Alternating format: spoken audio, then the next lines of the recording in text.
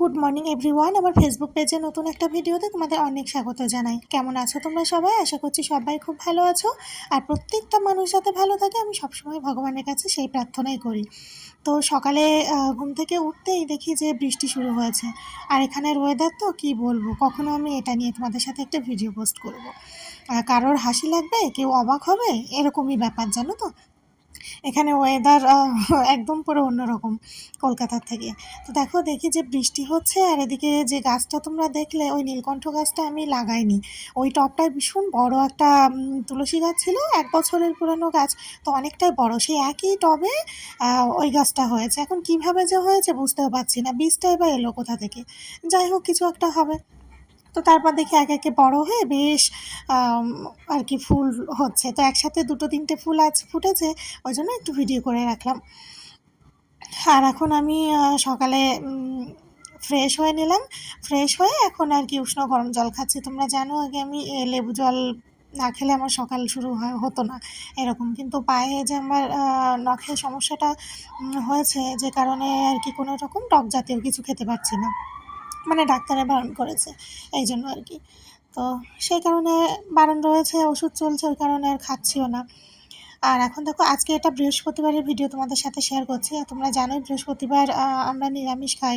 আর তাছাড়া লক্ষ্মীবার, মানে অন্যদিন ঘর ঝাড় মোছা যতটা না হয়, আর আজকে তত বেশি ব্যস্ত থাকি, মানে কখন হবে এরকম আর কি। তো দেখো, আমি আমার মতো টুকটাক কিছু কাজকর্ম করে তারপর তো আর কি আর বাসি ঘর তো আমার আগেই ঝাড় দেওয়া থাকে, মণ্ডলমশাই অফিস বেরোনোর আগেই। কারণ আমি যতটুকু শুনেছি জেনেছি আমার পরিবার থেকে, যে বাড়ির বাইরে কেউ কাজে গেলে সেটা বাসি ঘরে যাওয়া একদম ঠিক না, শুভ না আর কি। তো আমি ভীষণভাবে চেষ্টা করি। আর আমার পুরো ঘরবাড়ি ঝাড়ু দিতে না অনেক টাইম লাগে, যেহেতু অনেক বড় জায়গা।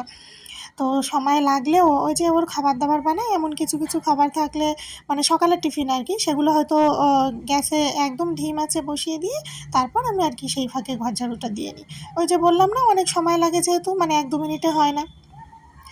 তো ঘর ঝাড়ু দেওয়া আগে থেকেই ছিল, যেটা শুনলে তোমরা। আর এখন তো মুছে নিচ্ছি। ঘর মোছার সময় রোজ আমি ব্যালকানির এই পাশটা থেকে শুরু করি, কিন্তু আজকে একদম লাস্টে মুছতে হচ্ছে। তার কারণ ওই যে বললাম না, যে ঘুম থেকে উঠেই দেখি বৃষ্টি হচ্ছে।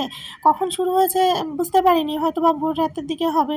তো বৃষ্টির ছাঁচ এসে দেখছি যে ব্যালকানির এই পাশটা একদম ময়লা, জল, পাতা এই সমস্ত ভরে রয়েছে। তো ভাবলাম ওখান থেকে যদি আগে ঘর মোছা শুরু করি, তো ঘর মোছার ওইটাই হচ্ছে অপরিষ্কার হয়ে যাবে। তো আগে ঘরবাড়ি আমি ফ্রেশ করে মুছে নিয়ে তারপর না হয় জল বদলে গিয়ে ওই পাশটা একদম শেষে মুছবো, ব্যালকানিটা। তো সেটাই করলাম আর কি। আর তাছাড়া জামাকাপড়ও ভেজানো ছিল, তোমরা দেখলে যে পুরো ঘরবাড়ি মুছে আমি জামাকাপড় কেচে নিয়ে একবারে ওই পাশটায় মেলেও দিয়েছি, তারপর মুছে স্নান করে পুজো দিয়ে নিয়েছি। আর এখন একটু ঘরে এসে ওই ক্রিম লাগিয়ে নিলাম, টিপ সিঁদুর এগুলো পরে নিলাম, আর চলে আসলাম রান্না করতে। আমি অনেকের মুখে শুনেছি যে যারা যেদিন নিরামিষ খায়, নিরামিষ দিন আসলেই নাকি সবার চিন্তা হয় যে কী রান্না করব, স্বাভাবিক ব্যাপার। কিন্তু আমার হয় না, কেন জানো তো? কারণ আমার কাছে কথা হলো, সবজি যদি ঘরে আমার থাকে বা সবজি নাও থাকে, ডাল আর সয়াবিনটা আমাদের করা হয়ই বৃহস্পতিবারের দিনটাতে।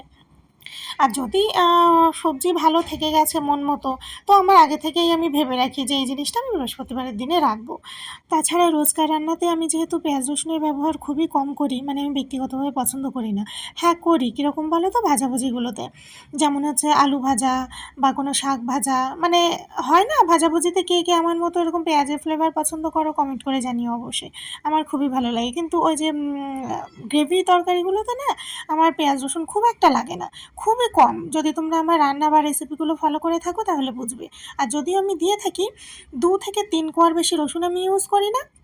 আর পেঁয়াজ হলে অর্ধেক, সে কুচিয়ে হোক আর বেটে হোক, এরকম আর কি। তাও খুবই কম, মানে কতদিন পর পর তাও ঠিক নেই।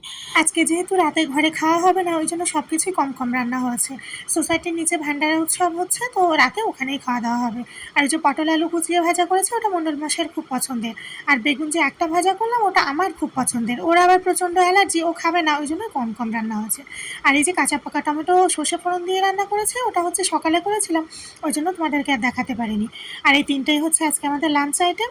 মণ্ডল মশাই অফিস থেকে লাঞ্চ টাইমে এসে গেছে, আর এখন আমরা বসলাম খেতে।